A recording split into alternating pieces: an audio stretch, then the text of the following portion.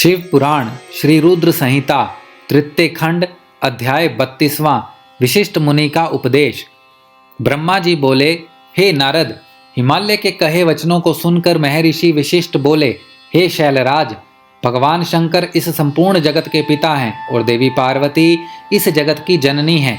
शास्त्रों की जानकारी रखने वाला उत्तम मनुष्य वेदों में बताए गए 3 प्रकार के वचनों को जानता है। पहला वचन सुनते ही बड़ा प्रिय लगता है, परंतु वास्तविकता में वह असत्य व अहितकारी होता है। इस प्रकार का कथन हमारा शत्रु ही कह सकता है। दूसरा वचन सुनने में अच्छा नहीं लगता, परंतु उसका परिणाम सुखकारी होता है। तीसरा वचन सुनने में अमृत के समान लगता है तथा वह परिणामतः हित करने वाला होता है। इस प्रकार नीति शास्त्र में किसी बात को कहने के 3 प्रकार बताए गए हैं।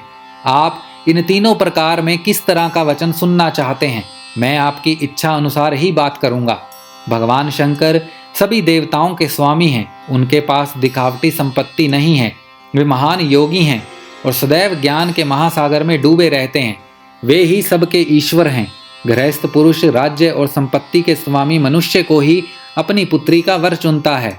ऐसा ना करके यदि वह किसी दीनहीन को अपनी कन्या ब्याह दे तो उसे कन्या के वध का पाप लगता है। शैलराज, आप शिव स्वरूप को जानते ही नहीं हैं। धनपति कुबेर आपका सेवक है। कुबेर को यहाँ धन की कौन सी कमी है? जो स्वयं सारे संसार की उत्पत्ति, पालन और संहार करते हैं, उन्हें भोजन की भला क्या कमी हो सकती है? ब्रह्मा, विष्णु और रुद्रदेव सभी भगवान शिव का ही रूप हैं। शिवजी से प्रकट हुई प्रकृति अपने अंश से 3 प्रकार की मूर्तियों को धारण करती है। उन्होंने मुख से सरस्वती, वक्षस्थल से लक्ष्मी और अपने तेज से पार्वती को प्रकट किया है। भला उन्हें दुख कैसे हो सकता है? तुम्हारी कन्या तो कल्प कल्प में उनकी पत्नी होती रही है एवं होती रहेगी। अपनी कन्या सदा शिव को अर्पण कर दो। तुम्हारी कन्या की तपस्या करते समय देवताओं की प्रार्थना पर सदा शिव तुम्हारी कन्या के समीप पहुंचकर उन्हें उनका मनोवांछित वर प्रदान कर चुके हैं। तुम्हारी पुत्री पार्वती के कहे अनुसार शिवजी तुमसे तुम्हारी कन्या का हाथ मांगने के लिए तुम्हारे घर 2 बार पधारे थे, पर तुम उन्हें नहीं पहचान सके। वे नटराज और ब्राह्मण वेशधारी शिव ही थे जो तुम्हारी कन्या का हाथ मांगने आए थे, पर तुमने मना कर दिया। यह तुम्हारा दुर्भाग्य नहीं तो क्या है? अब यदि तुमने प्रेम से शिवजी को अपनी कन्या का दान ना किया तो भगवान शंकर बलपूर्वक ही तुम्हारी कन्या से विवाह कर लेंगे। शैलेंद्र, यह बात अगर आप ठीक से नहीं समझेंगे तो आपका अस्तित्व ही समाप्त हो जाएगा। आपको शायद ज्ञात नहीं है कि पूर्व में देवी शिवा ही प्रजापति दक्ष की पत्नी के गर्भ से जन्म लिया था और सती के नाम से प्रसिद्ध हुई थी।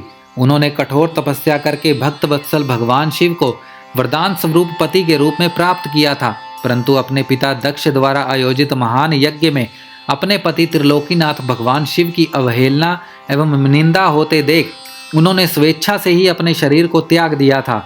वही साक्षात जगदम्बा इस समय आपकी पत्नी मैना के गर्भ से प्रकट हुई हैं और कल्याणमयी भगवान शिव को जन्म जन्मांतर की भांति पति रूप में पाना चाहती हैं।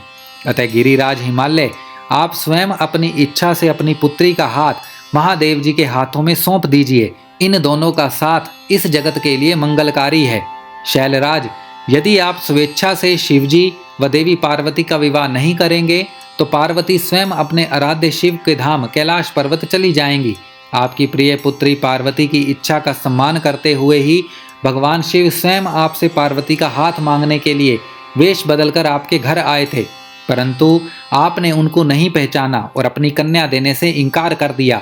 आपके शिखर पर तपस्या के लिए पधारे भगवान शिव की देवी पार्वती ने जब सेवा की थी तो आप भी उनके इस निर्णय में उनके साथ थे।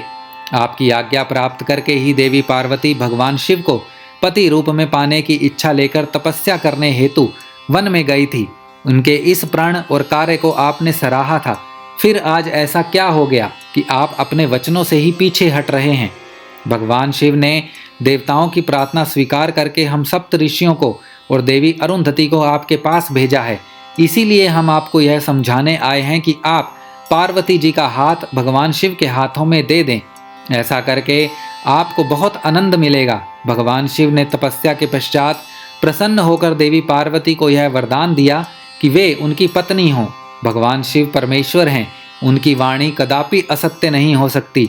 उनका वरदान अवश्य सत्य सिद्ध होगा। इसीलिए हम सप्त ऋषि आपसे यह अनुरोध कर रहे हैं कि आप इस विवाह हेतु प्रसन्नतापूर्वक अपनी स्वीकृति प्रदान करें। ऐसा करके आप अपने परिवार का ही नहीं, समस्त मानवों और देवताओं का कल्याण करेंगे। श्री रुद्र संहिता तृतीय खंड अध्याय 32वां समाप्त।